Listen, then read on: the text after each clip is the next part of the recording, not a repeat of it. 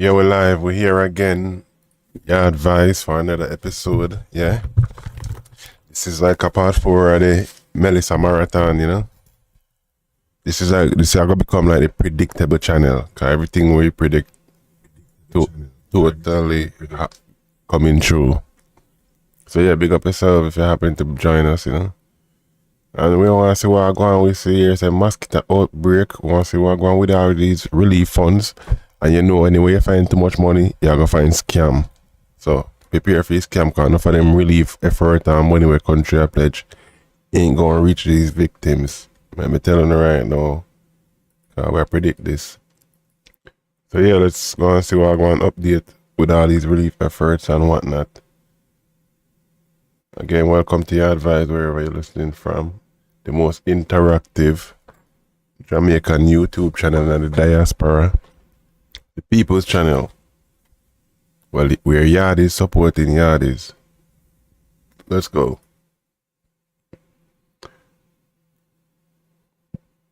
Okay, over here we're going to mosquito outbreak. The mayor of Portmore, Leon Thomas, wants the government to establish a vector team to serve the Sunshine City.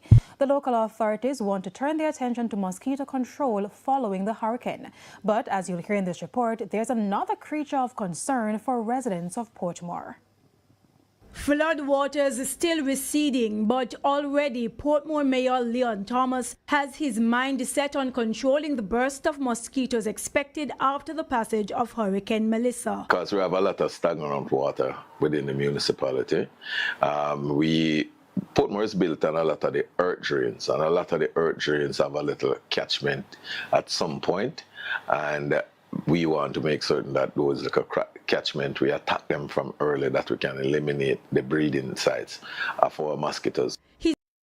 So I never know about them here before hurricane come.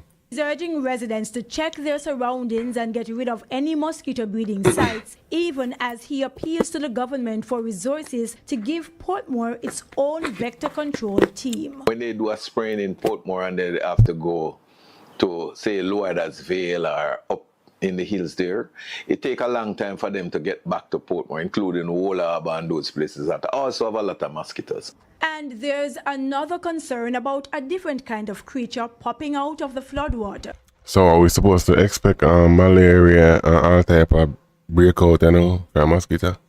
On top of all I worry to Jamaica have. If we start expect mosquito disease. Residents of 2 East in Greater Portmore made an unwanted discovery immediately after Hurricane Melissa passed. They call the NEPA team for just take out the baby crooks from out there, because we see him from morning. And we say, well, the mother was down by the other side. So we just come. But the rain just come and just mash up everything. We can't take him out right now. So, because we can't even see him. When we saw him, the water wasn't this high. It was leveled, and it is dark, just like the dirt, because it's blending. You can barely see him. You have to come a little bit closer to see him. Amid the fascination, especially among the younger residents, the little reptile was named George and was even treated as a common household pet as youngsters played with him. No, not scared because he's a baby. Not scared, but maybe if it was the mother one, then yeah. Because children were here, coming very close to him, so children not scared. I'm not scared because he's just a baby. That really can't do really much. No. Why if your mother is nearby, shouldn't them place get backed up with caution tape and them sitting there? We just take everything for granted even after we see more people dead after Melissa. Still can't blood clot learn. We think him big. We think him could have bite off a finger, cause so kind of afraid at first, but then realize that him nice and him not really like some crocodile that attack and go on real bad. Him just yeah. Before the National Environment and Planning Agency NEPA team ushered the young crocodile away, a lesson on the threats to the population, especially from being hunted for food. People see the crocodile and think that it's a dangerous animal that's hunting people. This is not the case, particularly with this species. Yeah, that's not the right, it's a species that tends to run away from people before it attacks. It only attacks when it's cornered or it doesn't have any other choice. So that's why we always ask people, when they encounter them, not to try and catch them. Boy. We now learn. Alright, PNP launches relief mission for Westmoreland. Let's see what's up. In the meantime, the People's National Party has launched. No, this a headline alone. Me know say them play politics with people. Life. Its official hurricane relief mission in Westmoreland following the destruction caused by Hurricane Melissa. The party says this is just the beginning as more relief missions are planned for other parishes hit by Hurricane Melissa with continued support from community leaders and private partners. PNP President and Opposition Leader Mark Golding says the response from Jamaicans has been overwhelming. He praised the general. Some people are say relief effort are going good. Some people are saying them not getting nothing at all. So it's like it's a bunch of contradicting news or something. Of the private sector and everyday citizens, calling it a powerful show of unity. We'll go local news today before we go overseas news.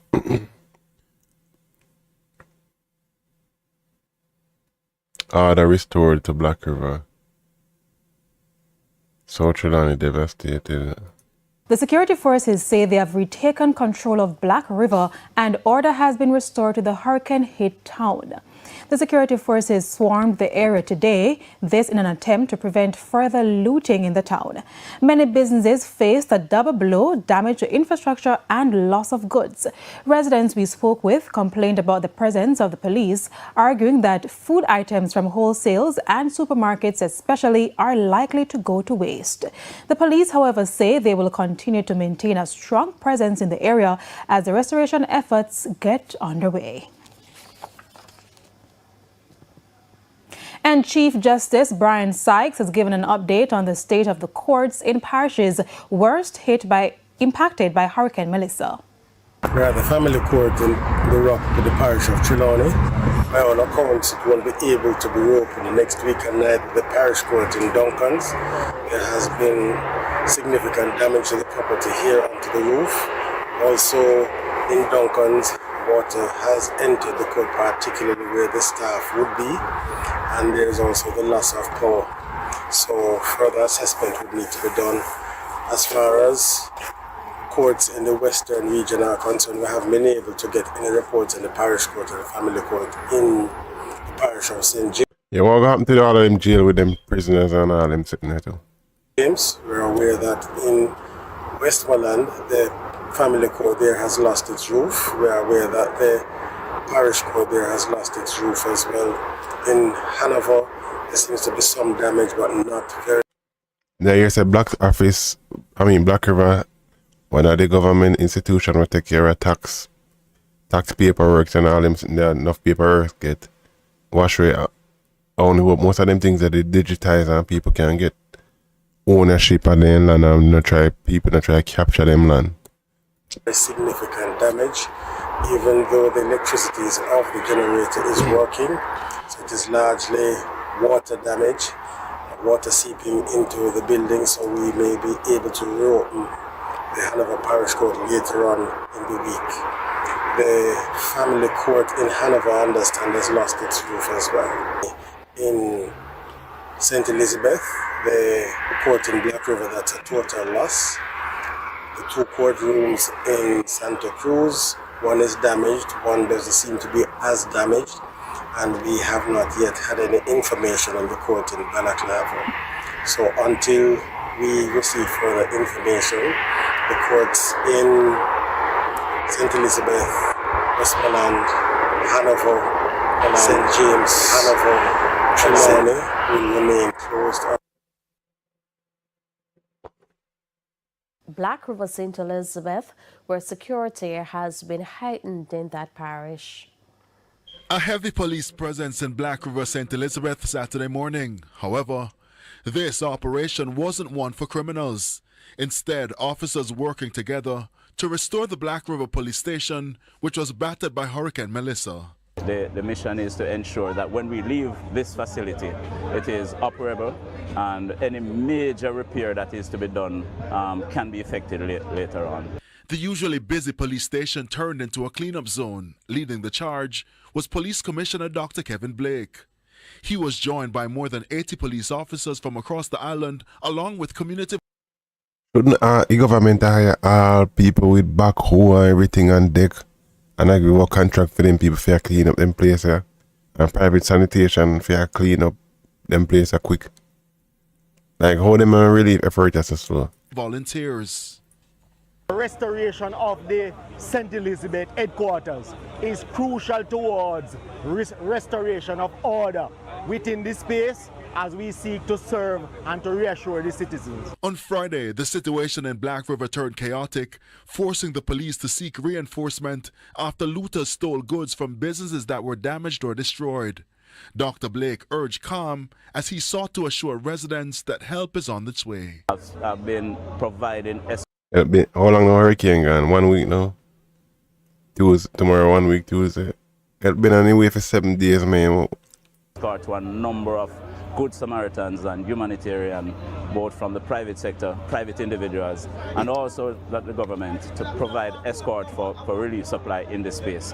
And so we just ask you, crave your indulgence and your patience to just, give us some time, and we are all in. Time on what? If money been there, everything been there, a fucking hurricane come. What kind of more fucking time you need? Everything should have been prepared for your next blood clot. They have to stamp and pass everything upon full force. We upon what? In this together, and we will rise above this in short order. So it makes no sense we cause any further deterioration through looting and damaging of any of the facilities. This is a time for rebuilding. In the meantime, opposition leader Mark Golding also toured sections of the parish which was badly hit by Melissa. In providing his assessment, he called for distribution of relief supplies to be ramped up. Politics, them are people are going to play politics. The areas of need are very broad, and we want to see the impact of what is being put in place. We know there's a lot of goodwill, a lot of relief is coming in from international sources. We've heard about plane loads, etc. What we want to see is it reaching the people. It's reaching people in Black River. It hasn't reached the people in other parts of St. Elizabeth yet, or as far as I know, in Westmoreland. So, this is the time for really getting the distribution going, and so the people. At least I say the same thing when I say, I think that if we reach people, should have been reach people. Can get some hope and build back their resilience. Anthony Lugg, TVJ News. Meanwhile, there was a rush on gas stations in Santa Cruz, St. Elizabeth. Motorists say they are running low on fuel. I'm there from 5 o'clock and now I can't move. I want to get some can't move. From 5 o'clock. You get to bottom again. So at 2.5 hours, if this is 7, no, this is when the news starts. So from 5 to what? I chaos what else we gas. So me van have to park over there so there. So me have to come carry my jug here so. If you say me can't get so. I did one video a long time ago when I said Jamaica is one gas riot away from Haiti. You see what can happen if gas shot? Look. I do when me can't get it full. Yeah man, from 3 o'clock me there man, want go man. And aid has started to reach persons in need in St. Elizabeth. Here's Javon Keys with the details. So this lot, Don's Motor World, is now being converted into what we understand to be the spot where distribution of food items and other kinds of aid will be taking place here in Black River, St. Elizabeth. Of course, already a number of residents are converging. The word has gotten out that these trucks will likely bear what for some would be life-saving food and water, because the cry on the ground is that many of... If this was the ground zero for fucking whatever relief fund, why the fuck you know Farcliffe did everything, did a good station set up, everything set up for you people them. I'm like a bullshit here. Bullshit. A fucking 5-10 man a pull out box out a truck. Them type of something that show you if I not volunteer them might get hired. We need so much people for fucking take out box when you couldn't use one forklift and take out in a short amount of time. Look how fee scam and they bullshit them. Them have not had a meal in days. Many of them have not had water in days. And as you traverse the town of Black River and St. Elizabeth in general, the ask by many along the road is for the simple commodity, water. After a brief setup, the packages were unloaded from the trucks and the distribution began. As news spread, the lines got longer. This initiative is being spearheaded by the Global Empowerment Mission, an American charity organization. This is some of the first supplies that have made their way into Ground Zero. We've got dozens of local volunteers from Kingston. We made the journey. It's supposed to be a 2.5-hour drive typically. It took us about 6 hours to get here. Okay, it's a volunteer, so that's good. So the roads are very difficult to get here, but we're trying to set up logistics and supplies to provide regular aid for the people that have lost their roofs or are homeless here after the storm. Residents are grateful because I don't have nothing left, not even clothes, nothing. But me are 3 kids. So everything just get mashed up for me. there was also this appeal. If you're a doctor or nurse and you have free time and you can come give us some strength and some support, we'd love that. We'll take anything you can give. In the meantime, Member of Parliament for Southwestern St. Elizabeth and Agriculture Minister Floyd Green says this is one of the first of many international aid missions to the parish. This is critical. We have now moved into... So we're government mission there. Oh, yeah, hear about international. We're government side right there. Our relief phase, the first phase was access, trying to clear as much roadways as possible so that people could get into most communities. That is still on the way. There are still some communities that are unreachable, but we're working around the clock to get to those areas. Javon Keys, TVJ News.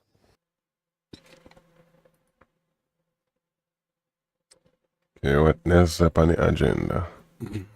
The security forces. All right, let's see.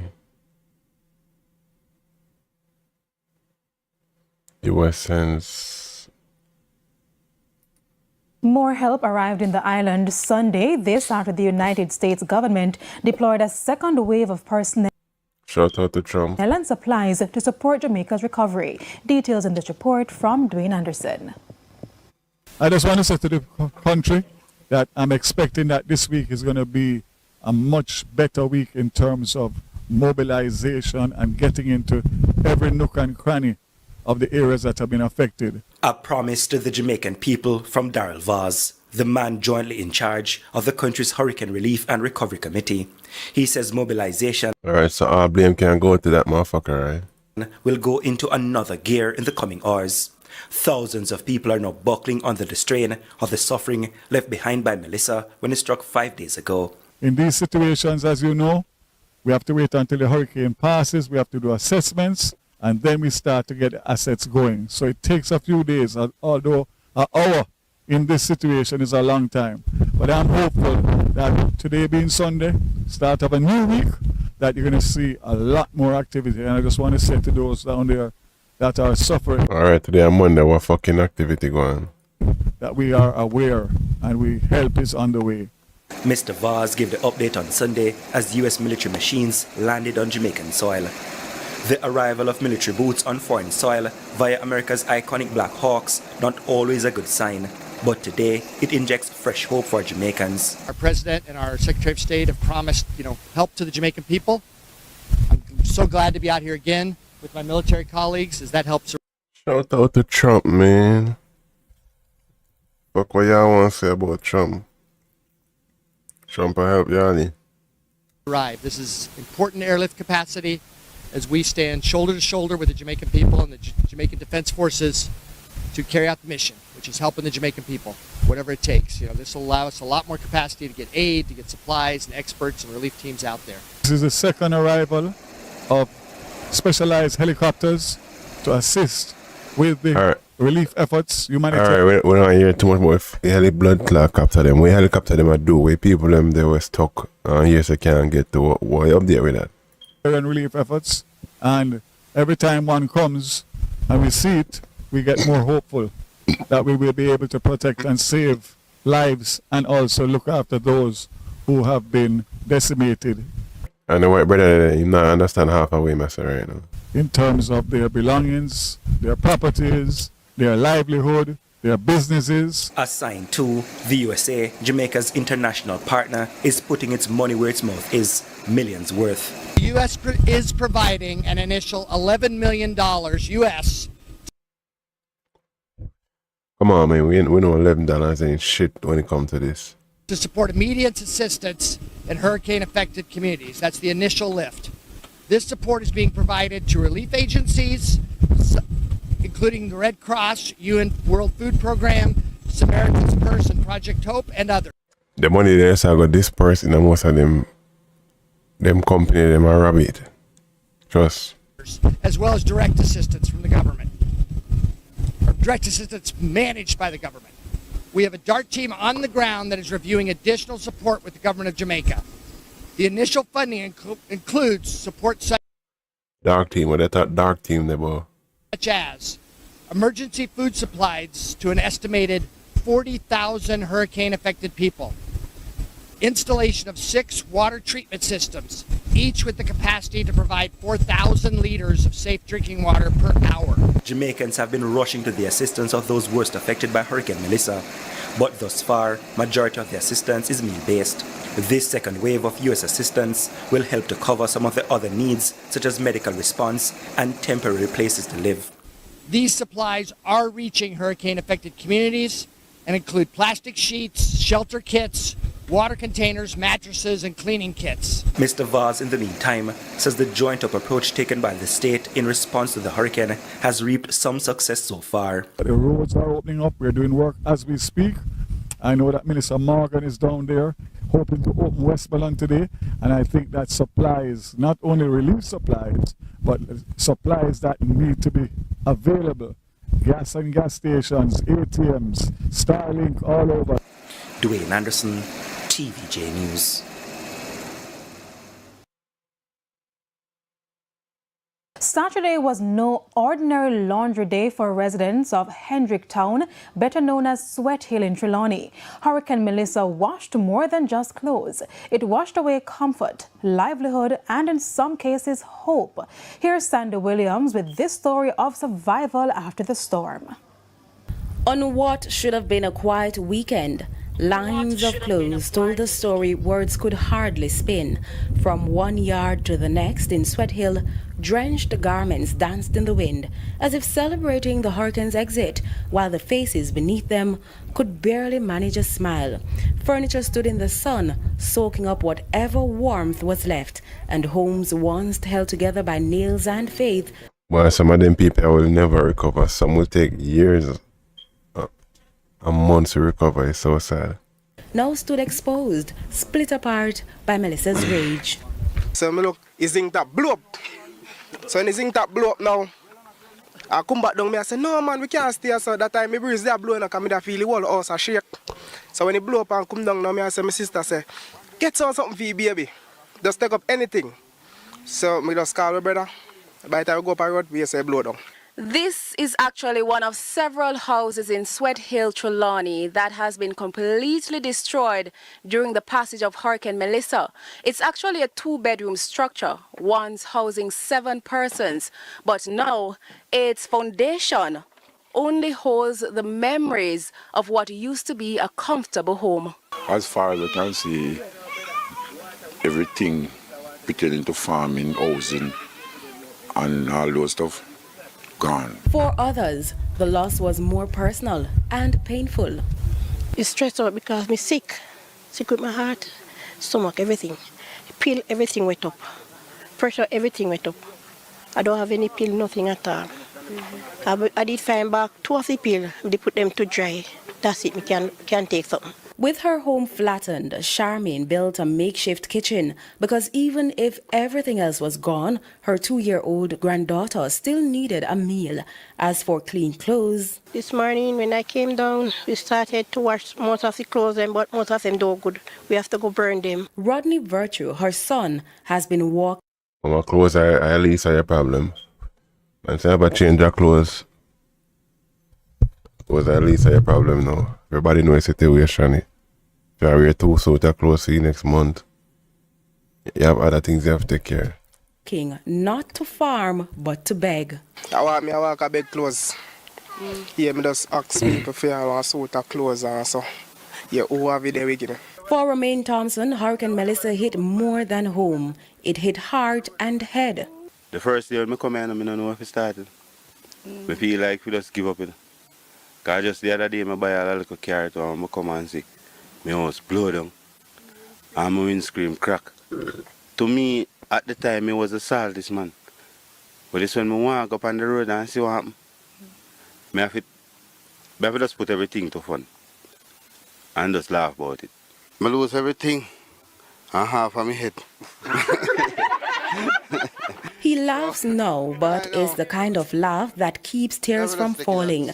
Even District Constable Cynthia Kelly, a decorated police officer of over 20 years who braved the storm to help a pregnant mother of 2, came home to find her own roof gone. And I did not even know that my roof was gone until about 2 days after, because I got cut off at both ends.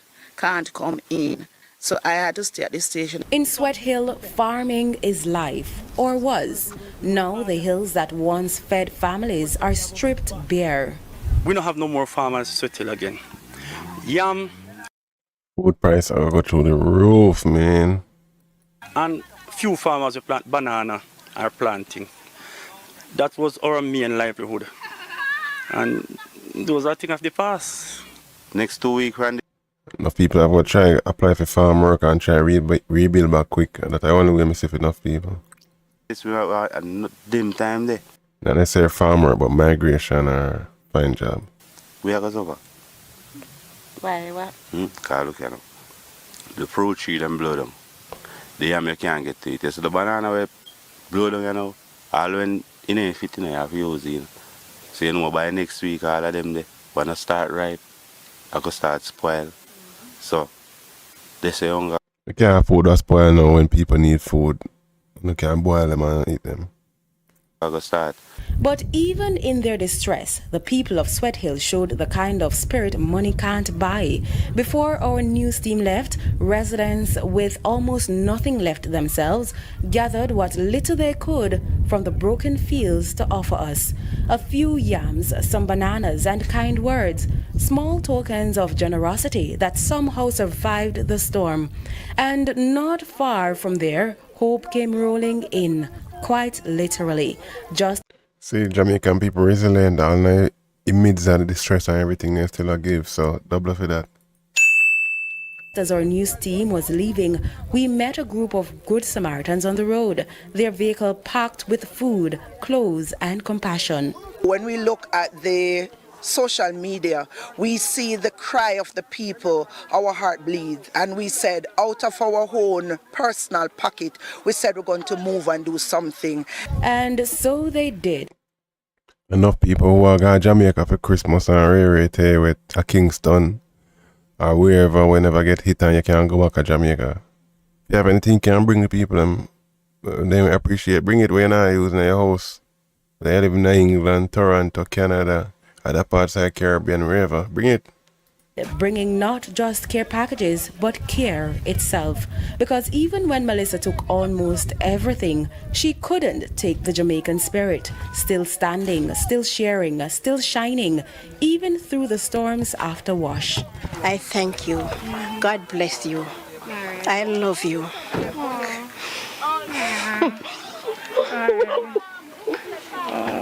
Sandy. One thing they there heartbreaking for watch. More help arrived in the... So we want to see where people are help people. YAAD is supporting YAAD is like the channel motto. So what government been doing, me not see no video where the road them are clear.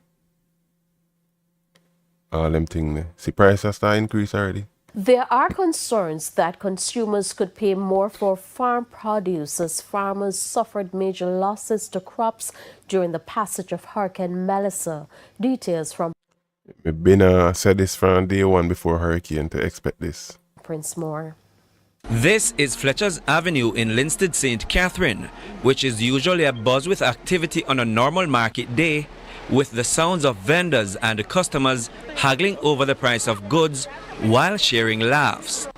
It has now gone near silent, as not only are sales down, But vendors say they are unable to get basic food items to sell to the public since the passage of Hurricane Melissa. Patrice Thorpe is a farmer who also sells in the Linstead market. She is counting her losses since the passage of Hurricane Melissa. I normally come with like 6 or 7 bag of cabbage. I just 2 crates of cabbage. And when water left, I have a probably like half acre to 3/4 acre of pak chai and I carry it gone. But we just have to give thanks to life in the last. Another vendor, Derek Gale, says it's difficult to get produce, which will lead to an increase in prices. I'm producing upon a high price right now. Seeing think you like we would buy for like say. No for no for vendor them are unnecessarily just jack up the price on people just because they know say I think. Say 100 or 200, right now we have the price triple. So we have it hard right now. But we don't know. We don't have no scale in the market. No scale in the ounce of scale in the market. So, you know, say it's set you back right now because we don't know how we're going to face December. The crisis in December. For December, market are going to depend on price. So we have to go, up in the export market that import can come in, that we can survive. Shernet Riley travels to Coronation Market to purchase items to sell in Linstead. She's concerned that prices have skyrocketed, which she will... Really and truly, the load them very expensive. We buy it for $500 per pound and for come back a market come sell it. Me buy scallion yesterday at Coronation Market and a $500 a pound me buy for. Me buy sweet pepper $500 a pound and the things them cannot keep. Them can't keep because the water in it. See here sweet pepper me I cut up and I clean up right now. So by tomorrow, maybe me have to go throw half of my profit there. So you know, it really wicked of eagle at them now, man, I lie. Agriculture Minister Floyd Green says he expects to receive a comprehensive report on the impact of the storm in the breadbasket parishes by Monday. Mere days following the passage of Hurricane Melissa, all indication is that the farming community has taken a big hit. This has resulted in a reduction in farm produce in the market and an increase in the prices. It is yet to see how the government will respond. Reporting for TVJ News, I'm Prince Moore. Member of Parliament for Eastern Westmoreland, Dr. Dayton Campbell, is again calling for the constituent. Crazy work, yo. All right, let's see what the international news ever say.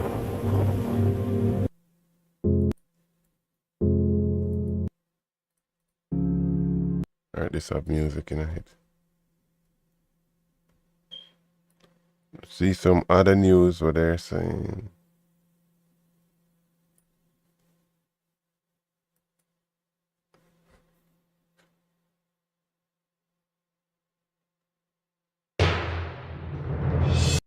There were trees that were dropped down. There are light posts in the road that is causing the roadblock. And right now, it is affecting me because my work decided that they're not going to pay me throughout the devastating disaster. So I need to go out as soon as possible to make some money and also to send my daughter to school. So guys, come and work as soon as possible. My name is Everton Nelson, otherwise alias name Simple. From Paradise Now housing scheme, operate one little soup shop right in front of the scheme gate. Everything flat. And from 5 o'clock, people get up and start load the zinc and the 2 before.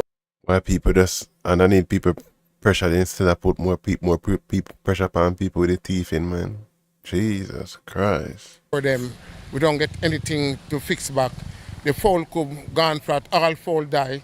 We just take them out. This I come from Mellow TV. Hog pen blow down two pig dead out of the lot. So we just try to get back together. We see one of our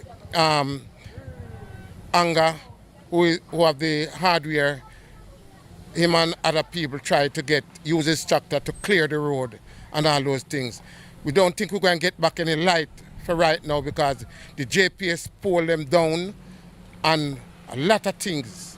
So we'd like to see some help where we give God thanks. We have health and strength and life.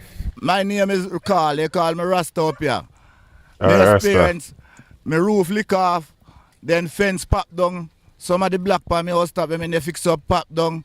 Well, we need some help up here, send some soldier contact, clean up the road and fix up the light and make we can, because we are doing the best, but if we do the best, we are doing not good enough. We need your help. So Andre from Norwood, well, as you can see, a lot of damages. Well, every day from 1 day ago, 2 days ago. Majority of the house basically is damaged from the side.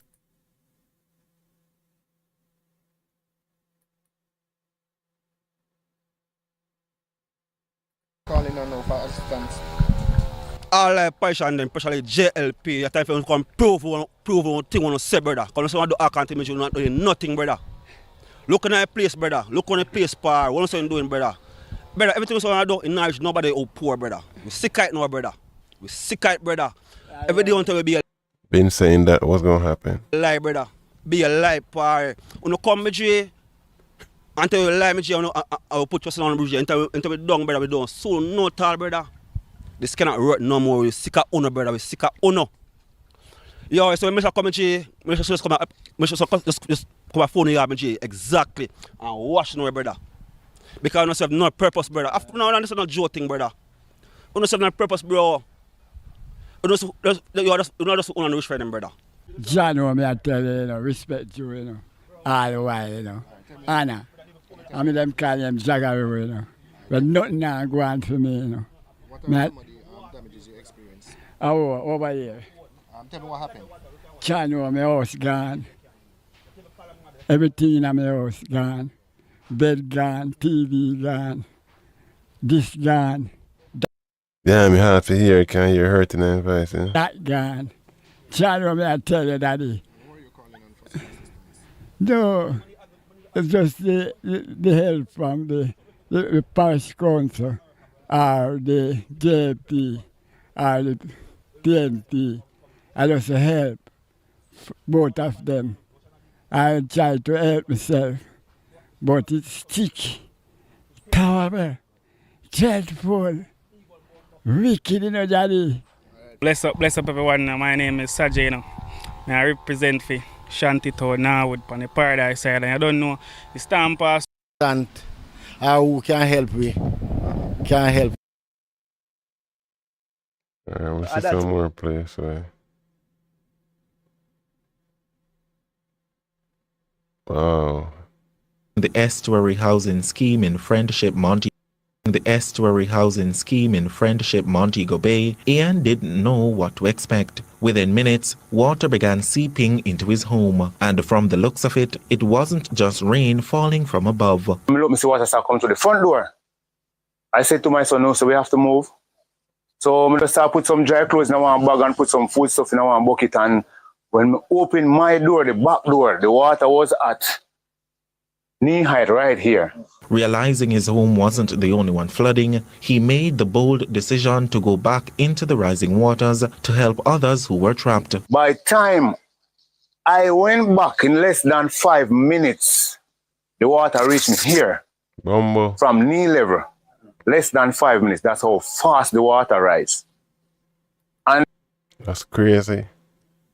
Them area, them no say a low line area them living in. And I went back and knocked on a nurse door and took them out. When I took them out, water already flooded their house, fridge, settee, everything afloat. Now to get into the nurse's house, he needed no prescribed medication for added strength. I have to knock out the mesh, and they give me the key through the grill and open the grill, open the door, and I have to brace on the wall like this.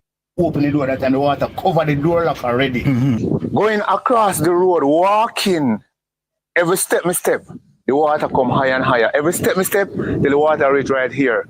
And I step back and I said, how am I going to do this? A gent come and cross the road, and his family inside shop said we a ball for help. The lady next door, the ball for help. The water had already risen above his shoulders, and with every step, the current grew stronger. Still, he pressed on. Oh, Mr. Right, I go for Chanel. I reached to Chanel and I call Chanel answer me. I took her key as well, Open the grill, she said, door open already. And I try to open the door as well, it can't open the door like pop off. I say, you have a machete? She said, yes. She gave me the machete and I try to use it to brace the door, it can't open. You know what I have to do? Chop it I have to use the machete and chop out like quarter of the door. The metal door. And bend it. The outside bend it down. The inside part have to bend it in and get a blanket for her. Now Ian eventually reached Chanel and put her on what he describes as the trunk of a banana tree until she could stand. Still, there were others to rescue. Go back with Anita, Martin, and a guy named Jason. I help because the door can't open. And one piece of stick them get one big piece of wood and knock out the grill. Open the window and knock the grill until the grill actually release. And we have to brace it. I squeeze up on my hand. We have to brace it. And the other two men brace it and I wall around, pull her over the window and took her out. Now, having rescued all 5, he was left to swim his way through murky waters to save himself. A sewage water, we are swimming now, you know. Bumbo. We are swimming a sewage water because before everything flow up, you know, like this, you know. Sewage start come up through the bathroom and the ball, you know. That's some crazy shit. So a sewage water me swimming from Tuesday until yesterday one lady sleeping at the house in the water for about 18 hours from 2 o'clock Tuesday until about 10 o'clock. One of the residents he saved says she's still shaken by the experience and is left with several questions for the developers of the scheme. I have to go through a lot of red tape to try to start building. When the authorities or the powers that be was building this, when the technical team that they had, the advisors that they had, spoke to them, did not anybody see this as a threat that there was a pond in the scheme? The lady could have... Yeah, you know, care mama because Jamaica full of corruption and everybody's for sale. died. I could have died. Chanel could have died. They had to chop her out of her house with a machete. Another neighbor, she and her son had to cut themselves out of the house with a machete. Is it that we are so money hungry that we don't put people first? Yes. There you go. Reporting for CVM News, I am Akeem Art. So right, too much money hungry people there in Jamaica. You'll hit the nail on the head. Hence too much corruption, and most of them really fund they are going to corruption in their front pocket. Most of them are leader this a foundation and that a foundation. Most of them, yeah, they're not going to reach people them. We're in Portland, residents of Swift River are We basically tomorrow to Friday we should actually finish cleaning up. We are there. We weren't that lot of damages or whatever we had. Feel some sound, but not like this one. And as it is right now, it's coming like the whole place turned. It's a Westmoreland resident struggle with that solution. Some people right now, if they're going to talk and laugh and drink something, they're not comfortable. Because everything is just like a big old stress upon our head. So, right as it is here now, we need some help right here now to build back, to start over again. In this little community here now, we try to be close to each other. I'm glad that we are alive. Because I see sometimes when I look on this stamp and... Up the music now, God. Mess up this thing. There, I sit in the edge. Me dead from. We want the music copyright the stream, so let's move The estuary house. Let's see, Jamaica, Melissa, updates. See what international news are saying now. Let's go to today. Well, last week, in the meantime, though, we are taking a look at the aftermath of her. In the meantime, see, where I say a bunch of aid got Jamaica, but is it reaching the people then? Though we are taking a look at the aftermath of Hurricane Melissa. The death toll in the Caribbean is now more than 60. This is like a war to one country where them just did that drop bombs and missile and crazy. Nearly half of those in Jamaica. Okay, after Melissa, death toll total 60 plus, or 28 in Jamaica, 58% without power, some schools are reopened today. All right. That toll could climb even higher as search and rescue teams continue to clear a patch of remote mountainous areas. Power slowly returning to some communities. Right now, 58% of customers are without electricity. That number is actually down from 77% right after that storm passed. And in parts of the island where the damage is not as significant, some schools are actually reopening today. You know, tons of aid, they've arrived on the island, but the need is still very great. I want to show some video now. This is given to us by Global Empowerment Missions, which started a large-scale humanitarian distribution across Jamaica. Trucks will actually be loaded up with those boxes, badly needed supplies here at Maribel. Erica, good morning. We're talking about in less than 2 hours at around 8 o'clock this morning. That's when things will get started. The AIDS Healthcare Foundation will be deploying a chartered plane packed with much needed medical supplies to Jamaica and centered in those hardest hit communities impacted by Hurricane Melissa nearly a week ago. Now that plane will be carrying immediate medical supplies needed by the medical staff there in those impacted communities. And given the challenges there on the island nation, once they get on the ground, the materials will be divided and taken to the harder hit areas on board some smaller planes. Now, what are the materials we're talking about? Some of those items, they are tents, tarps, ready-to-eat food kits, wheelchairs, water purification tablets, and other medical supplies. So back out here live here in Sunrise in just about 2 hours, that's when things will get started. They will start packing up all of these supplies, and they will take them over to Miami International Airport. They will be loaded onto a cargo plane and headed to Jamaica later today. We're live in Sunrise. Maribel Rodriguez, CBS News, Miami. All right, we're there for watching. I see if where it go drop. Last week's Hurricane Melissa was the worst hurricane on record for Jamaica. The Category 5 storm left behind unimaginable damage to the island. And now Jamaica is looking for help. The U.S. State Department deployed a 34-member search and rescue team with 4 dogs from Virginia to assist with disaster response. Public Information Officer for the Fairfax County, Virginia Urban Search and Rescue Team, John Morrison, joins us this morning. John, good to see you. Thank you so much for your time. Yeah, good morning, and thank you for having me on. An important mission, sir, and one that I'm sure is extremely challenging to take on. I know that you guys did make it over to Black River. What was your reaction when you first saw what was landfall site? You know, it's pretty jaw-dropping how destructive this hurricane is. Our rescuers that have been out there have equated it to a tornado. Like an F5 tornado that's just sort of taken a large swath of the western half of this island. So the destruction that it's caused is really inconceivable, and it's gone over such a wide area. Yeah. What are some of the impacts and challenges that these dogs and your crew members are facing with the terrain in Jamaica? I mean, I'm sure you train your dogs in the United States, but a different country, that's got to come with so many different layers for you and your team. Yeah, logistics are a very large challenge in a disaster, especially on an island, right? So the hurricane has done a tremendous amount of damage to the physical infrastructure of the country. So that's, the power, the road. So getting anywhere is tremendously challenging, and there's a limited airfare. I know the U.S. military is sending, they have some helicopters here, and I believe they're sending more. So that hopefully that gets easier over time. But it's certainly a widespread disaster, like I said, over this entire western half of this island. With the dogs specifically, they're really a force multiplier for us. So they can, especially if there's missing folks, they can detect those a lot quicker than the humans can. So they allow us to cover a much larger area over a shorter period of time.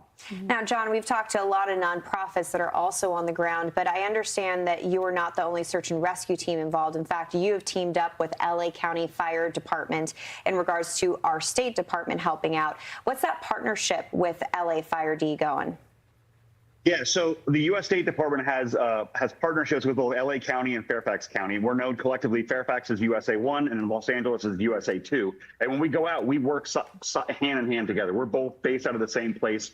We know each other's personnel. We've been around the world together, and we train together. And so we work seamlessly to make sure that we can cover as much ground, working with the Jamaican Emergency Management Authorities, because that cooperation really does save lives.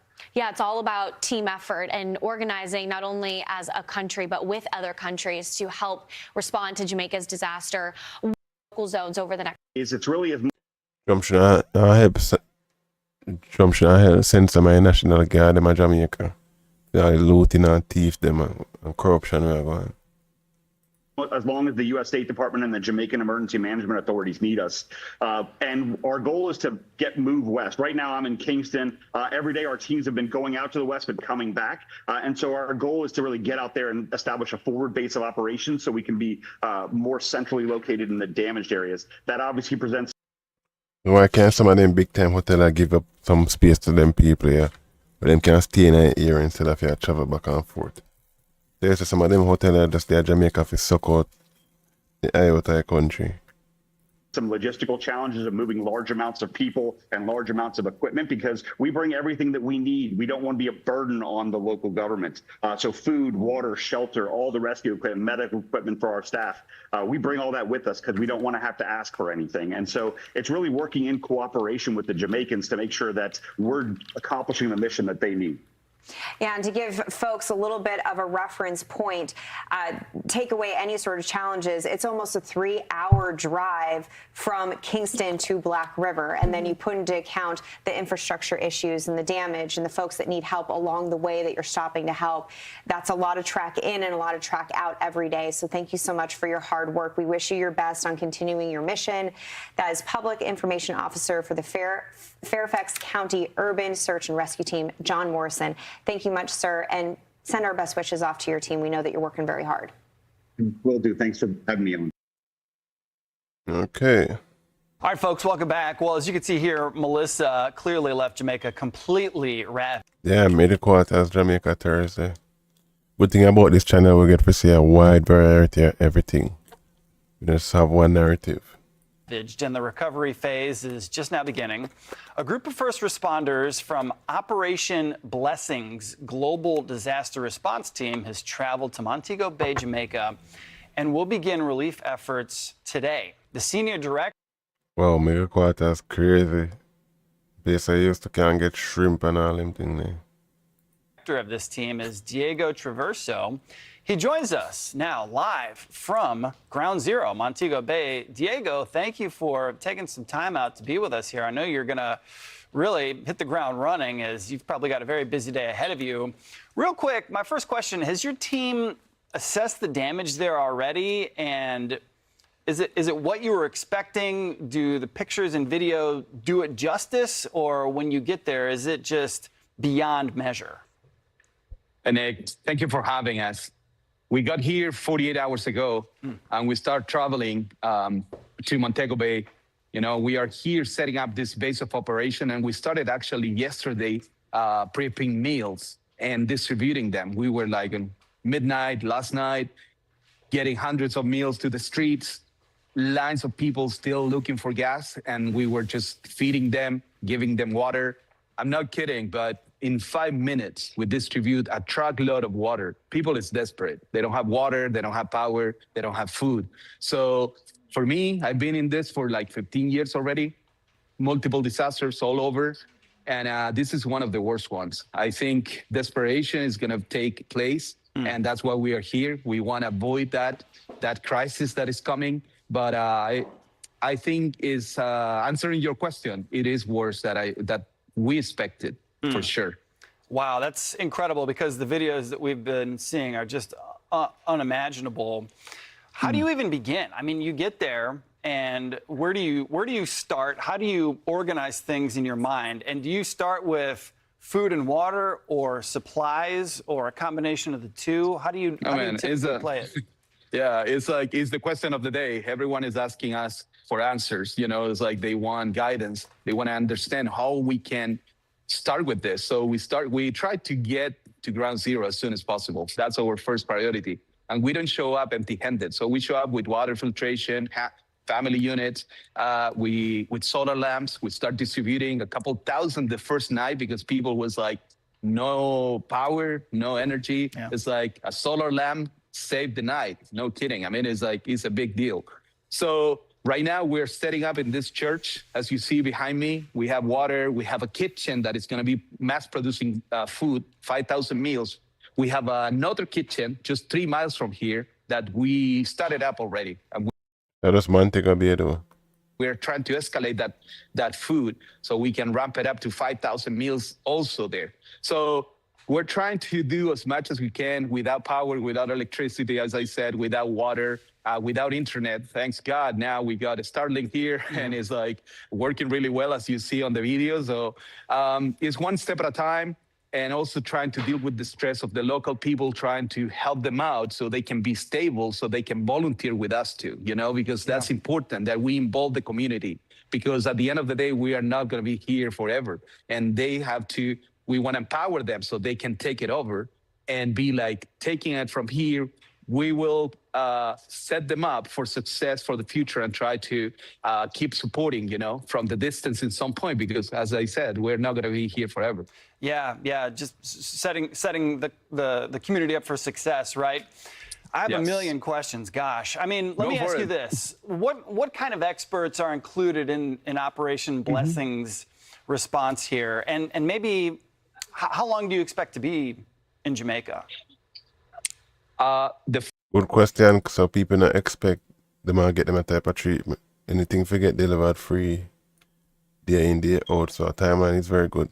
First team arrived with me is 10 different experts from doctor, medical supplies to 2 doctors, medical. And I have 2 water engineers. I have logistic, food and shelter expert, 2 chefs, and myself. So it's a team of 10. And then the next day, yesterday, actually, another team arrived of 6 of them that is reinforcing, you know, the logistic, because we're trying to centralize donations and GIK and all that in Miami so we can ship it all the way here. So we're partnering also with many other nonprofits and trying to join forces. As we speak, our doctor team is on the chopper in an helicopter, getting to really isolated places to bring medical attention and medicines there. So we're doing a little bit of everything, but our focus for the first week is gonna be food, water, and medical. And this is the question, is tough to say it because we have to depend on the donations to be on the ground. So we're trying to go for 3 to 6 months. That's my first impression here. But we don't know, really. We don't know. Our commitment for now is going to be a midterm, 3 to 6 months. But it all depends on how much money we can raise. Every single penny that we raise is coming to Jamaica, by the way. So we are here committed for now. So let me ask you this. I would imagine the community is probably trying to rally together. You're going to be there for 3 to 6 months. You've done this type of relief work before. You mentioned right off the bat that desperation starts to set in. Yeah. What does that mean, and what could that look like moving forward? And are you trying to curtail that? Yeah, we are trying to avoid that. So that's why we are rushing the aid for the urgent need of water and food, so people don't get in desperation. You have a little baby, you don't have water, you don't have power, you don't have food on the table, you're gonna get desperate. Yeah. You're gonna start looting maybe. You're gonna start trying to see options, you know, that are, I mean, I'll do whatever it takes to feed my baby if I'm in this situation. So I kind of understand. Well, I put red in Jamaica in their mouth and give them no excuse there. You don't know them people. Oh yeah, David. Understand. In the past, you know, we were in Nepal during the earthquake, and they stopped our trucks in the highway. You know, a mob of 300 hungry Nepalese, and I have to negotiate with them, and we ended up giving them a truckload of rice so we can continue to the ground zero with that aid. In Haiti, similar situation. So we want to really avoid that. We're working with the local government. Right behind me or in front of me, I have a police patrol, 5 policemen stationed with me all the time, because we want to avoid that. And we're not denying the aid, the help to anyone. So as we keep escalating this, we want to do more and more and more so we can avoid this. In the region that we are right now, surrounded, there is many communities around me. Many. So I'm talking about that urban area of 300,000 people that are in their need right now. Yeah. So as we go through this B-roll and we see all that horrible devastation, there is video, and it looks like you're leading some sort of prayer. Looks like some of you guys were okay. Let me ask you this. You're called Operation Blessing. Does faith play a part in your operation and what you do there with some of the people? from start to end. I can't deny my faith. That's who we are. We are here representing the community, the church, the faith base that we are. And we cannot open up the day without prayer, without Jesus, God in front of us. We need miracles, and that's what we are seeing every day. Yesterday, I was telling my boss on the phone yesterday that I was like, I have no disposables for feeding people. And then I was walking out of the shop, the store that we're buying food from, and one guy just across in front of me, and I was chatting with him a little bit. His wife is Chilean. I'm from Chile, by the way. And I'm like, wow, whatever. And he's like, hey, how can I help you? And I'm like, oh, I'm looking for disposables. And he's like, oh, I have a warehouse full of disposables because I'm the only supplier here. And I'm like, oh my gosh, that's another miracle. Miracles like this that made your day and help you, to just keep going. And it's simple things that you can take it as granted, probably. Like, oh, that's not a miracle. Come on, that's a coincidence. For me, it's a huge miracle because I was like in desperate need, asking to God. It's like, I need disposables so I can feed the people. All right.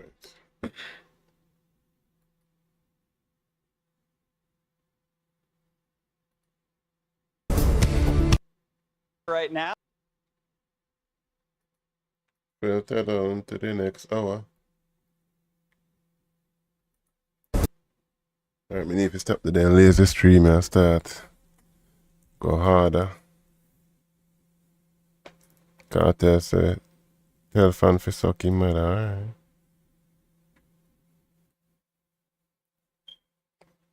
So artists them a fight now. All right. Big up to each and everyone, today.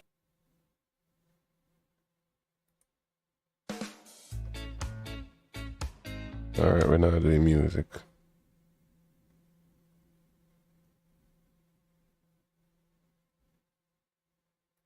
Let's be on Jamaica. Give we all the updates. Bring we into today. It's tough to find the words to describe the level of devastation, destruction. It's tough to find the words to describe the level of devastation, destruction, and loss that we're seeing here. And perhaps it's best to just look at the visuals, which yes are overwhelming, but really tell the story of several communities, not just towns like this one, Black River, where we are, but we go mile after mile after mile along the southwest coast of this country, and you see communities that are simply decimated, wiped away. Damn, this shit have music too. They're washing their clothes in any clean water that they can find, be it the river or rainwater, and they're washing themselves with whatever clean water they can get their hands on. Damn, them sitting your heart broken. Eh? In the meantime, it's tough to find the words to describe. It's tough. Alright, that's a Jamaican, them I say. I want us to stop again to thank Starling, who have a team, an emergency response.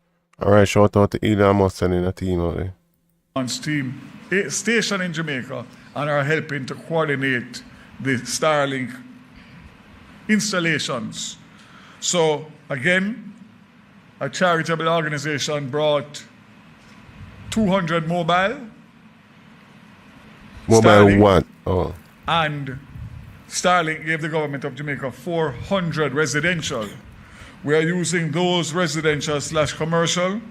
All 400 will be allocated out to government agencies and NGOs by end of day tomorrow. What we're not gonna give a friend them and take it for no one personal use now. Bearing in mind we just received them on Friday. So we are allocating them according to specifications and needs of. How long do you know to them blood class Starlink can come to Jamaica? Because they must know in advance. Why the fucking thing have to reach before they make plans and keep waiting? Why they can't plan in advance? Like you have your son who never did no plan in advance with this hurricane. Yeah? Fucking dumbass government. The hardest hit parishes. So ODPEM and Ministry of Labour and Social Security would have gotten today, the fire brigade would have gotten today, and a lot of other essential services, too much to name. The Ministry of Health, in close coordination with United Nations Children's Fund, is working to restore connectivity to major hospitals and community health centers. Jamaican government, the Jamaica Red Cross and international NGOs are also using connectivity provided by Starlink to distribute food, water, and sanitation supplies, basic household items, and children's activity kits. The Starlink devices have been used to establish connectivity for community Wi-Fi points. So remember, we have hundreds of community Wi-Fi sites that were put in by the Universal Service Fund, which falls under my ministry. So we're working with Starlink now to get those back up so that communities, especially remote communities, will have community Wi-Fi to be able to communicate with their families, etc. So to close on... Yeah, we need a points. We need a list of where these locations will be. We need speed. On Starlink, I today distributed between today and tomorrow before Parliament starts. All the members of Parliament in the affected areas will get a mobile Starlink. All the mayors will get a mobile Starlink. And obviously, the leader of the opposition will get a mobile Starlink. And several others. We only have a few, 33 that we have distributed today, but we're hoping by end of week they will get. So where the fuck are these 33 going? Where are the access points?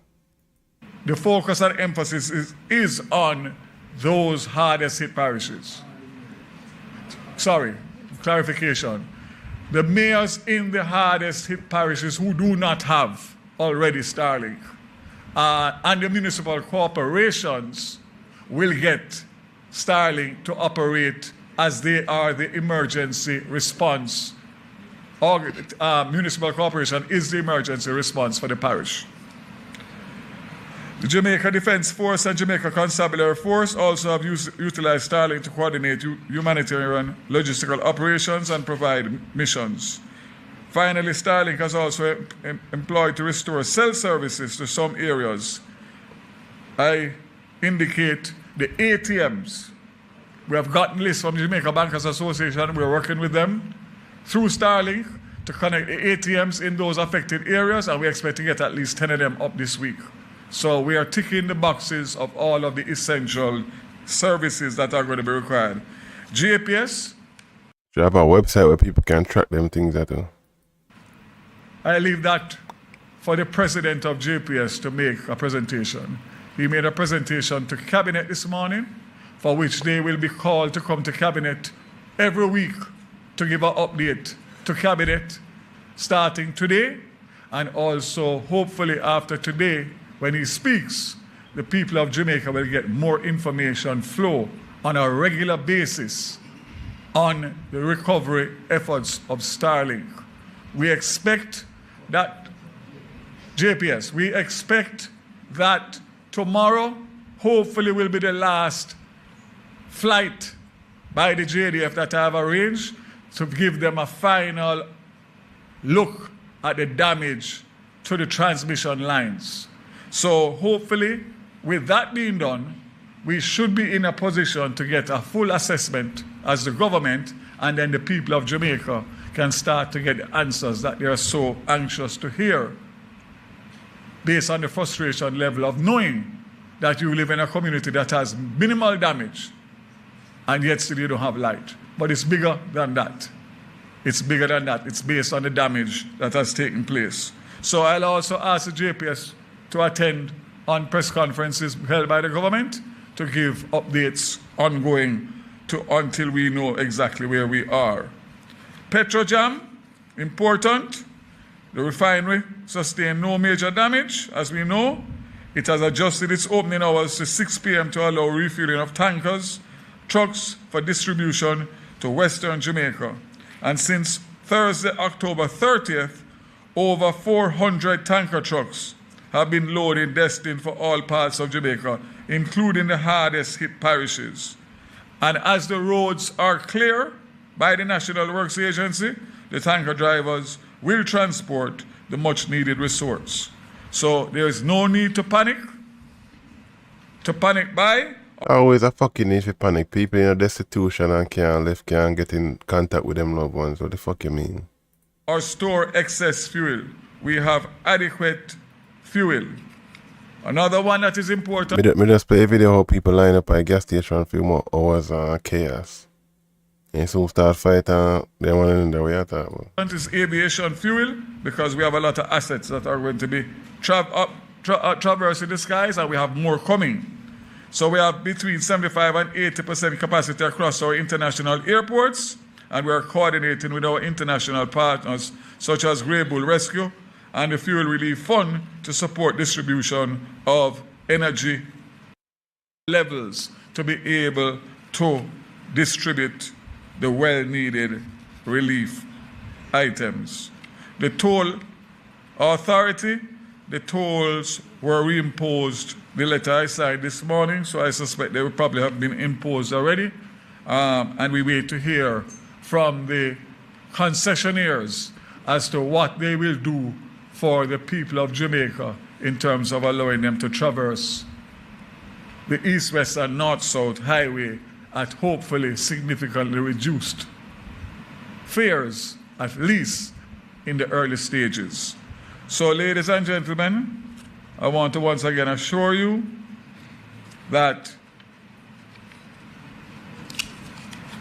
tomorrow, unfortunately, will be 1 week since the hurricane hit. Seems like 10 years, but the reality is tomorrow will be 1 week, which will be 6 days if you take out the day of the hurricane.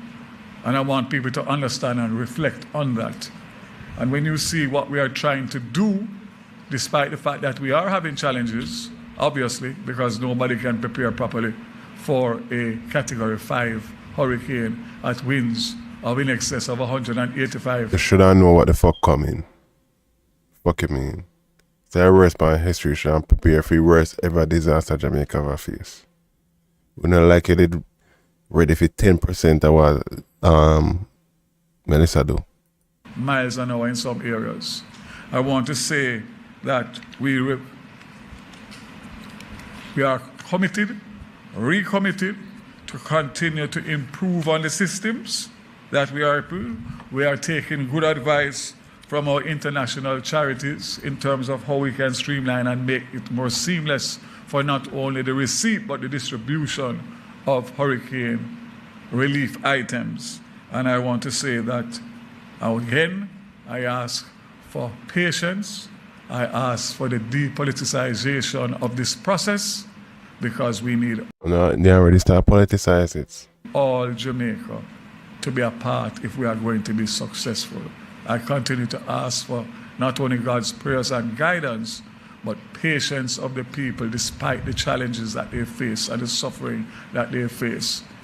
I assure you, on behalf of the government of Jamaica, help has started. It's not underway, it has started, and it will improve. One to the people, they must say one to the people, they must say them not get no help. Them not say the same thing what you say.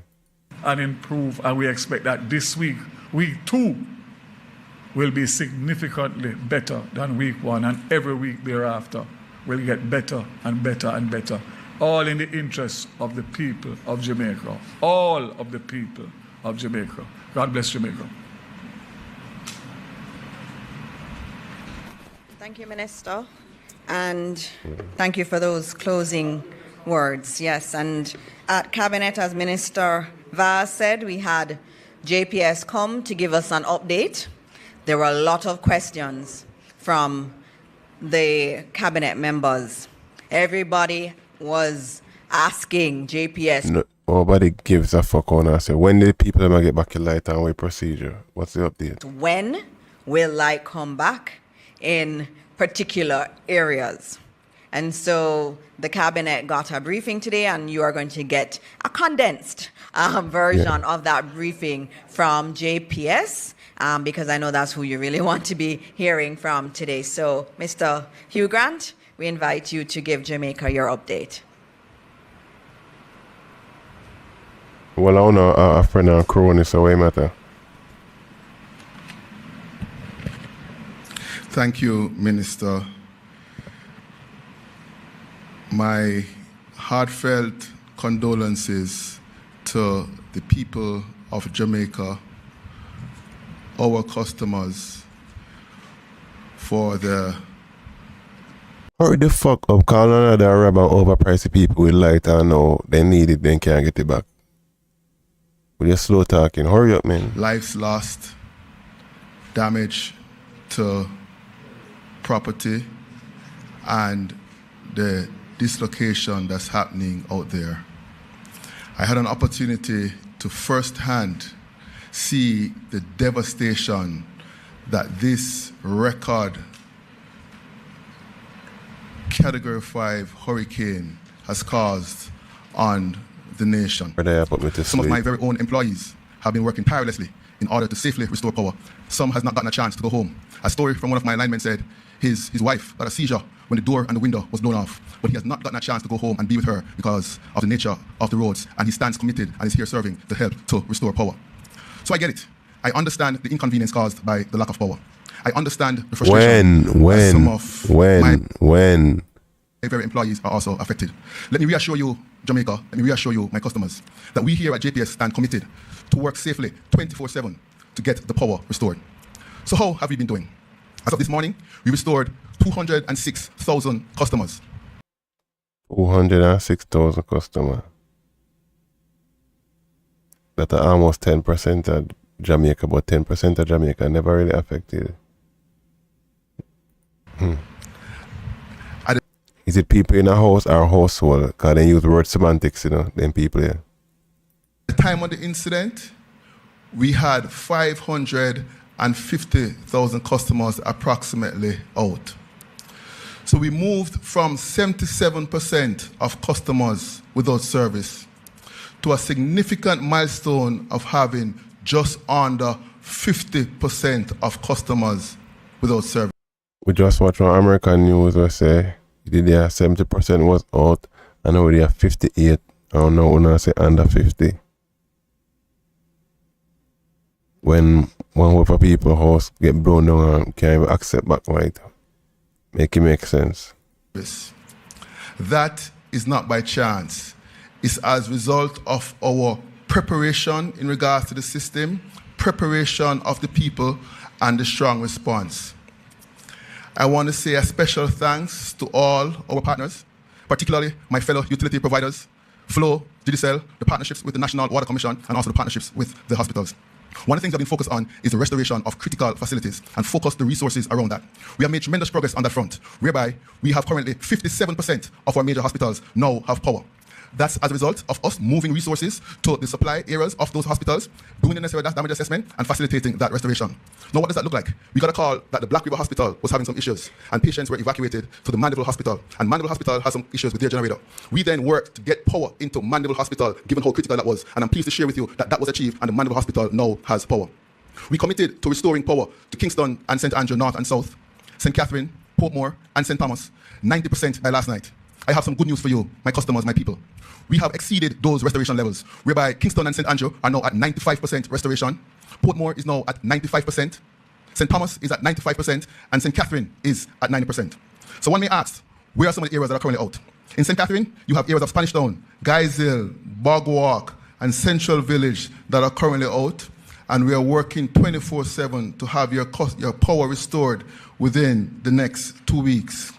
In Portmore, you have areas of Bridgeport, Gregory Park, Hellshire, Greater Portmore, Waterford that are out. And we are working 24/7 to have your power restored in 6 days. In KSA North, you have areas of Kingston 7, 9, 6, Kingston 8, 19, Mavis Bank, Garden Town, Golden Spring that are out. Also, some areas in Content Gap. and we are working 24/7 to have your power restored within the next 14 days. And the areas in St. Thomas that are out, Golden Grove, Hagley Grove, Morant Bay, Cedar Valley, that's the 5%. We're working to have your power restored within 10 days. And KSA South, Kingston 11, Kingston 10, 13, Kingston 1, 2, and also some areas in Bull Bay, we're working to have your power restored in 3 days. We are working 24/7 to have your power restored.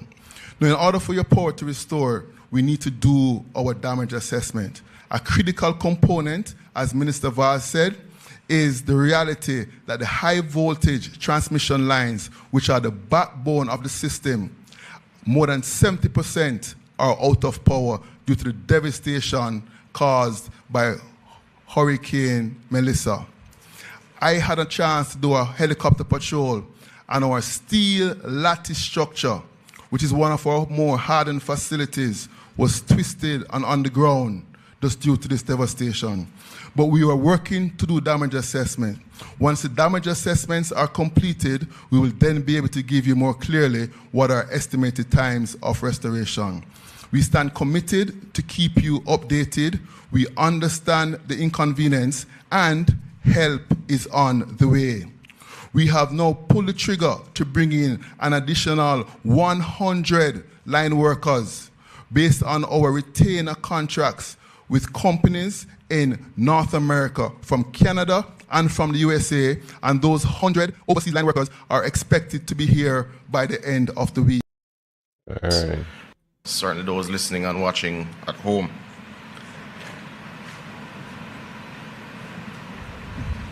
The level of disruption.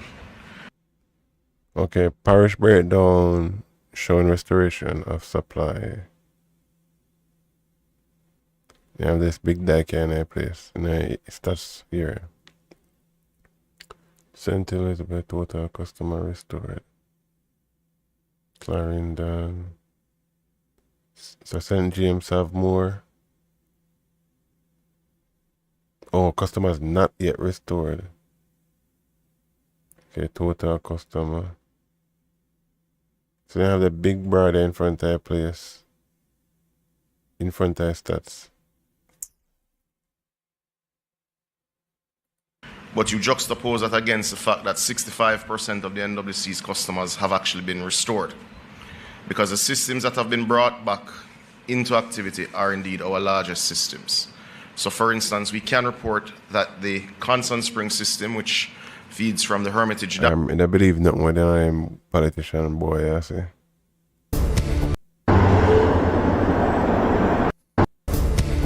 Now to a live look over Kingston in Jamaica. This as the island braces for the impacts of Hurricane Melissa. The storm so intense. Oh, updated. Welcome back. Fox Weather is.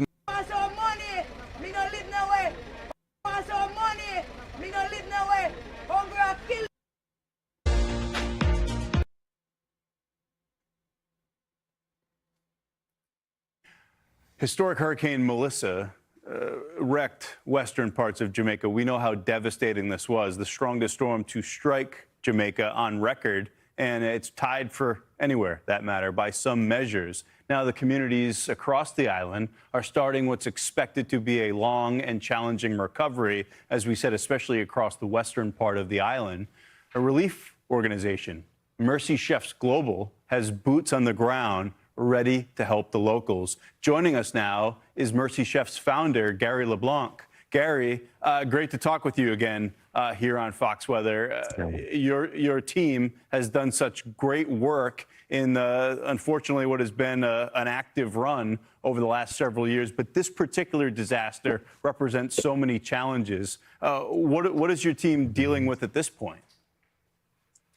Well, we've been on the island for 5 days now. We're fighting supply shortages. We've had a difficult time getting our team in.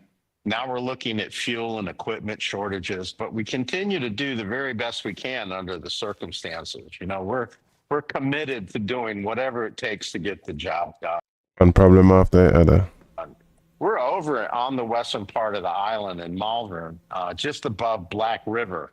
And our teams are down in Black River right now, feeding thousands of people there and in Crawford.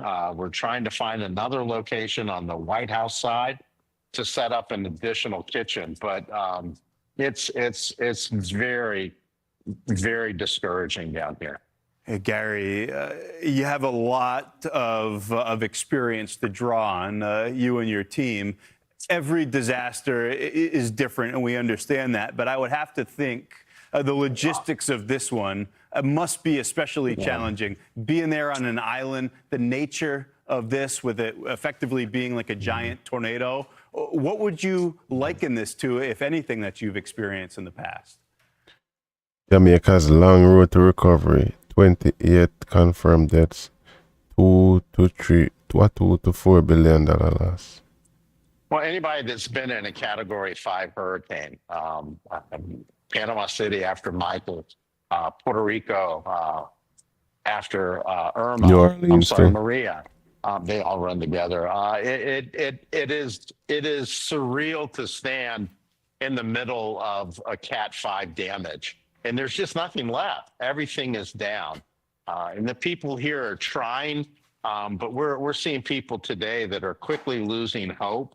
They're already exhausted. The victims of this storm are exhausted already. And it's going to be a long haul for Jamaica. Well, I'm exhausted watching all these videos. I can't imagine the people that might go through them things. What has been the greatest need so far? I know the destruction there. We had our team embedded. The scenes were heartbreaking. It feels like this is a total loss across parts of Western Jamaica. Well, you know, our cook team, our chef team is unbelievable, but it's a logistics problem. We have a ship coming from Puerto Rico with 50,000 pounds of equipment and supplies. We're still trying to fly things in with the help of some of the airlines, and even the cruise industry. RCL has stepped up and said, you know, we can put things on our boat and get it over to you. So everybody's working to get product here on the island, but there are shortages. There are things that are out. Fuel is going to become an ever increasing issue. And then just making sure our team is well cared for and safe.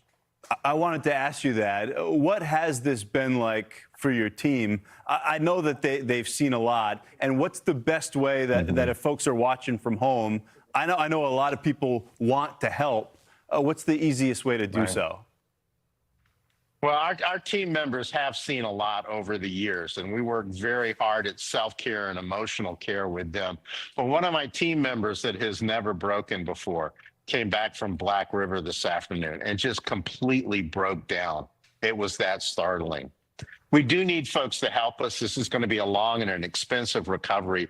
And so if you'll go to mercychefs.com, you can donate at secure links on there and find out what we're doing in real time. And I would just ask people, continue to pray for Jamaica and help us out if you can. mercychefs.com.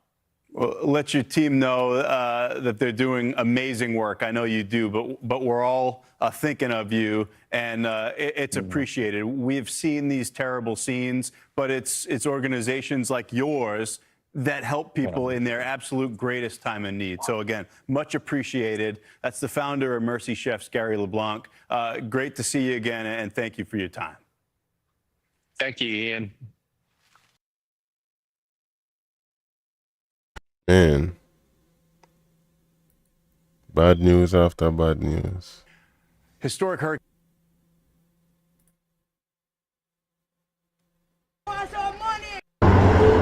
An urgent search and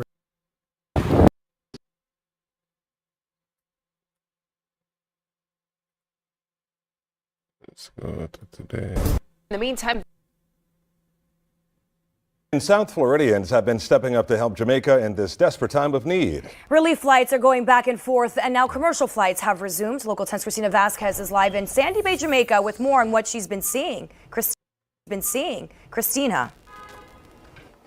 I am grateful that we have this opportunity to join you live, because I can tell you to bear witness to this relief effort is like nothing I've ever seen. In part, it's because of what you're looking at, the terrain itself. You know, we've talked about Hurricane Melissa being one of the most strongest storms in history, let alone for Jamaica and the Caribbean. We've talked about those high speeds. Now imagine this area being hit with those wind gusts, right? And then you have the mudslides that came, and the folks that you are looking at right here. So we're in Hanover Parish. Some of these people that we just spoke with, they haven't seen any relief in days until we are embedded with Project Dynamo. So what you need to know about Project Dynamo, they're a veteran-led, donor-funded nonprofit, and we are talking about an elite group of veterans, highly decorated in the different branches of military they come from, and they're all using that life experience right here, right now, walking this ground to figure out what folks need. And they're teaching me, part of the reason is, look up. You see these electrical lines? The Red Cross says more than 70% of folks here in Jamaica still don't have access to electricity. There's also communication that is down. That is also why it has been hard to reach folks in remote areas like this, because they cannot pick up a telephone and say, hey, I need some help. Hey, I need some food. So what they're doing is that really difficult, hard work. And a lot of it is building relationships with people on the ground, speaking with local police, and then figuring out who needs work. And literally just, we've been hiking trails into this terrain. Joining me now are two members. We're going to first start with James Judd. He is a team leader. Just explain to them what we just witnessed right here. What's happening in the home right beyond us? Sure. Well, there's so much need here. We were working with Jamaican Constabulary Force and their police, and they were taking us to one area where there was a need, and then on the way there was more needs. And what you see behind us, this is a house that there's about a family of 5 or 6 that are living in this house that has no roof. There's a little bit of a covering in the back of the roof, 4 children in there. This house has 4 or 5 children. There's a baby over here, and they don't have food. They don't have water. Some of them don't have clothes. These people have lost much of everything. If you look around, you can see how strong the winds were. There's not a single leaf on these trees. You know, all around us, these were trees at one point that had leaves and foliage. It's just gone. And, you know, part of what we're doing today primarily is actually going out to identify people with medical needs, but we're not going to waste the trip out while we're talking to folks. We do have a corpsman with us. He's analyzing. Yesterday we performed a ultrasound on a gentleman who had actually was worried about a fracture. We did some other 4 other people that we treated. We medevaced another American today. So we're bringing in relief supplies with the planes. We're flying out Americans that need to get out, primarily focused on the ones that have medical needs first, and then getting others out, but at the same time distributing the relief supplies and working with locals. And on that point, I want to bring in Mario Duarte. Let's see what some of that news I say.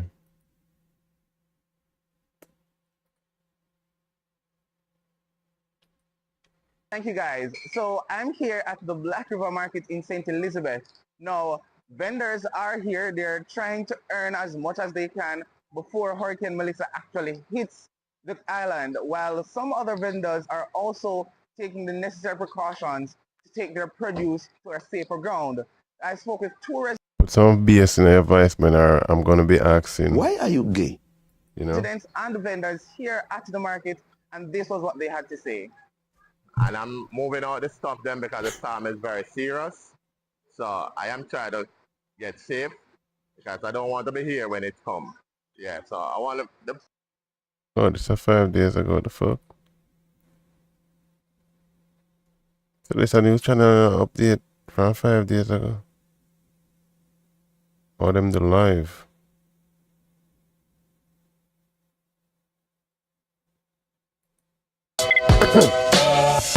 Category 5 Hurricane Melissa, visuals of traffic like these could be expected.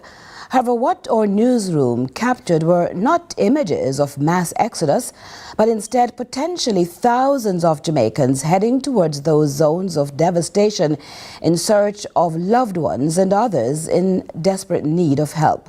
CVM's intrepid news team, represented by Amoy Harriott, share some of the motivations behind those seeking to lend support in the country's recovery effort. Our news team is actually on our way to Trelawney to assist some of the residents down that side and to capture or cover what's happening on the ground in the parish. However, leaving Kingston, we're now in St. Anne in the Miami Bay area, and coming off of the highway, we're greeted by this traffic. As you can see, dozens of vehicles, majority of the motorists that we have spoken to so far told us that they're leaving Central and East Jamaica, going west to see what's happening down that side and to see in what ways they can lend a hand of support to the residents down there. So I see that you have a mattress on the top of your vehicle. Where are you guys headed now? I'm heading to Westmoreland, Russia, to be specific. Are there specific persons down there you plan to assist, or are you just going to randomly? There's one specific person I'm going looking for. My grandfather.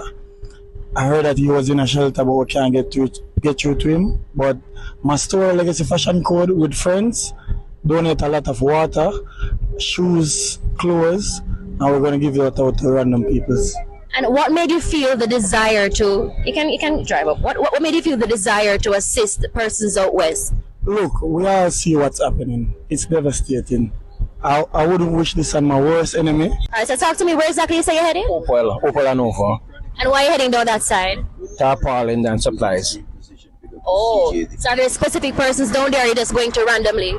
No, specific persons. Okay. Family members? Yes. Drive through one country and then have some things I'm gonna donate. Oh, so you have items in your vehicle right now to give to persons down west? No, baby, let's stop at the wholesale and say, I don't know what I want. I just want to stop at the store and then go buy me, I buy and come back and give me for you. Okay, so how far are you coming from? Kingston. Kingston. And you guys plan to be here for the whole day? No, I probably, because as I said, I want to see what's going on and get some things sorted out and do what I can do and do what I can do. It pain hard. I see this man and I cry. I can't go back up in the Bible. I can't come back. I can't go back and do something. We're heading to Westmoreland. To do what? To help out some relatives and other. And have no food, no water, nothing. God, no Westmoreland. You guys have supplies in the vehicles to bring down? We're heading to pick it up now. To buy some. All right, thank you. Yesterday we were in Black River. Okay, safe travel.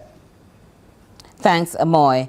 Meanwhile, healthcare professionals and technocrats assembled to provide the best possible response to those affected in the aftermath of Hurricane Melissa. Following a tour of health facilities in central and western parishes, the health minister and the Jamaica Medical Doctors Association disclosed a grim picture of the state of affairs as thousands are in desperate need of healthcare to stave off disease and potential casualties. Here's Damon Phillips with more. A press conference well in order by the Ministry of Health given the circumstances that have prevented effective communication, a void now filled. So what now? Health Minister quick to intimate that he has not been twiddling his thumbs in not knowing what to do or being overwhelmed by the event and everything else that flowed thereafter. In the last 2 days, 2+ days, I spent the time actually going in the field. But I go with the mosquito them, I don't want to know. People them catch malaria, all type of mosquito-borne disease. What's the update on that? In some instances by air, going into Black River, and then from there by air to Cornwall Regional, and then by road, maneuvering the roads to Noel Homes and to Sablamar Hospital and Sablamar the town, and then working my way back to Falmouth and then to St. Anne's Bay. So information was communication was a bit choppy during that period. We have been able now to put in communication at these institutions. So it was very difficult sometimes to communicate and to keep the country updated. A minister expressing sympathy for those impacted explained that they are not alone. So many currently expressing that they are yet to see any sign of help. Tufton reassures it's on its way. Having seen it myself, to express our sympathies, our support to Jamaicans, thousands of whom have been impacted, some very significantly, whether it's property or life or limb, and who are struggling now just to cope. It is a real tragedy for them.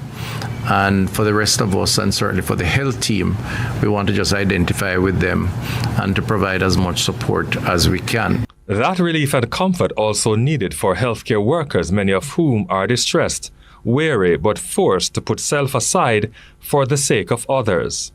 It is a real difficult time for the health staff. They're in a slightly unique position. All are suffering, obviously, but their job it is to save lives and to provide, to be there on the front line. And the extremity of illness and injury and trauma makes them absolutely essential, and they have been doing so sometimes without information on their own circumstances. In reality, medical teams at hospitals are yet to face the influx of patients who will be brought in by rescue teams once the roadways are cleared. Here is what persons can expect when they visit major hospitals that have been wrecked by strong winds and impacted by water damage. Without a doubt, some services are being relocated. So you would have seen that all these hospitals in the corridor would have been impacted, with the Black River Hospital in St. Elizabeth being the most severe, and that facility essentially will have to be, for now, totally relocated in terms of services, and I'll give more details on that shortly. But the roof damage, the seawall, the administrative wing, the ward space, the operating theatre, right across the stretch, Black River Hospital would have been significantly damaged. The Savlamar Hospital in Westmoreland, also very damaged, roof damage. The outpatient clinic was totally demolished. That was previously a COVID ward. That's on the compound, the health center across the street from there. Roof damage. And of course, with the roof damage, the contents within the building would have been impacted significantly from water damage. So the diagnostic equipment and other such very vital pieces of equipment would have been impacted. So the delivery of health care will be hampered. From the blocked roadways to stretched medical staff, healthcare workers will nonetheless try to be resilient as they care for a now wounded set of people. For CVM News, I'm Damon Phillips. All right, that's the advisor. I call it tonight, so we're not drag it out too much. We just want to get an update. Yeah, everything's still in motion. We want to build up. Soon come fully active, But bless up yourself if you're watching a replay wherever you're from, wherever you're watching from, and hope everything good and blessed. Until next time, peace.